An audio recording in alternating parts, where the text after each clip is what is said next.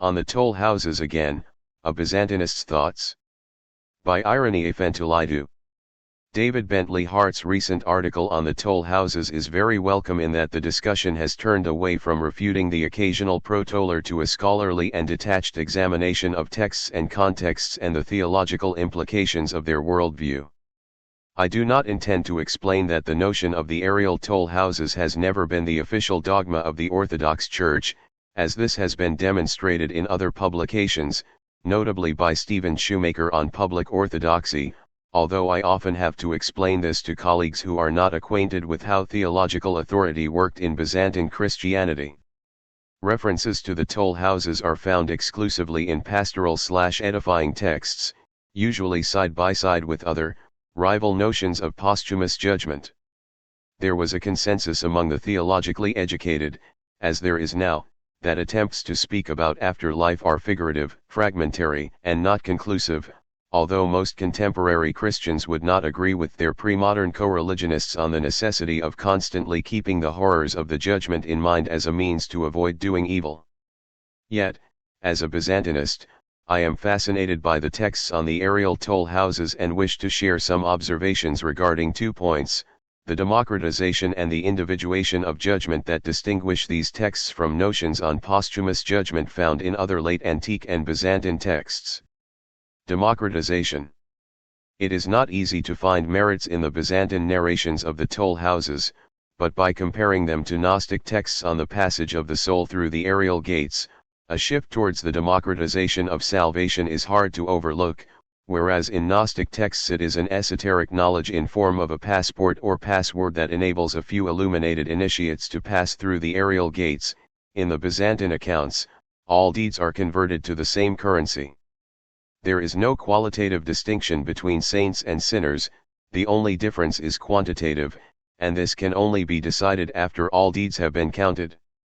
The heroes of Byzantine tales of the toll houses are laypersons coming from diverse social standings. In one tale, it is an anonymous married clerk, a soldier in other versions, from 7th century Carthage in North Africa. In the most detailed account on the toll houses, embedded in the life of Saint Basil the Younger, the hero is Theodora, a slave in 10th century Constantinople. Theodora, whom the narrator describes as a most gentle and compassionate woman, cohabited with the father of her 2 children. Since slaves could not legally marry, her common-law marriage was morally equated with wedlock, though, and it was not held against her by the toll keepers, when she died.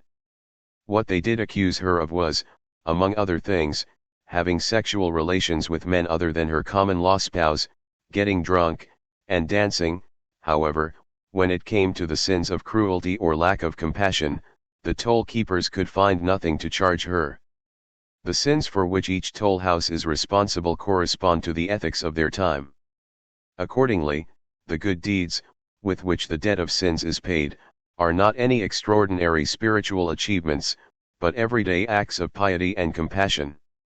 Whether such a legalistic concept is compatible with the Christian teaching of grace is debatable. Yet, it is a welcome correction to elitist trends that never quite disappeared from the Orthodox Church. For example, Simeon the New Theologian, a 10th to 11th century Byzantine mystic who was much en vogue in the 20th century Neo-Orthodox movement, claimed that only those who have seen God in this life can hope to see Him in afterlife, and that one should only partake of the Holy Communion in tears of contrition, otherwise it is worthless.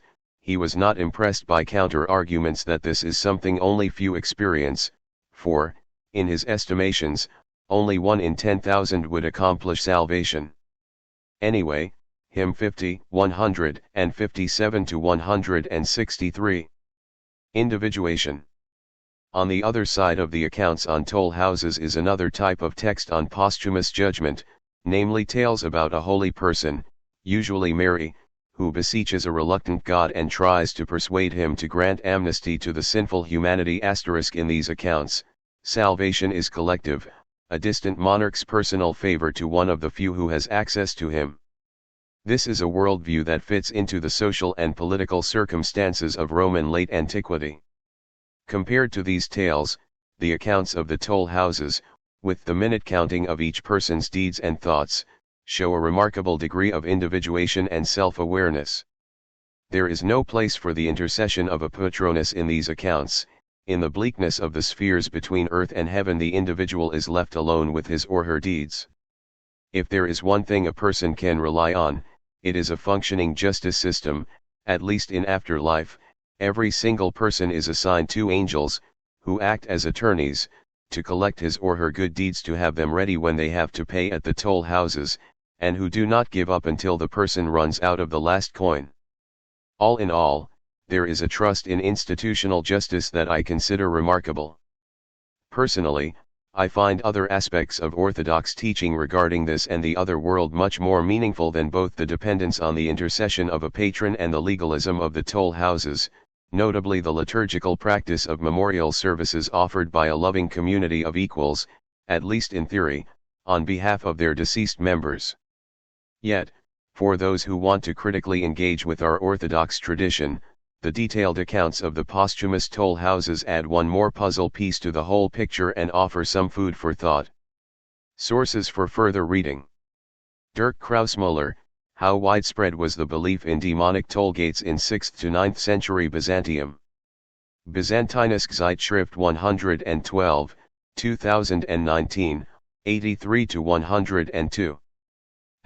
Jane Bond, Tales from Another Byzantium.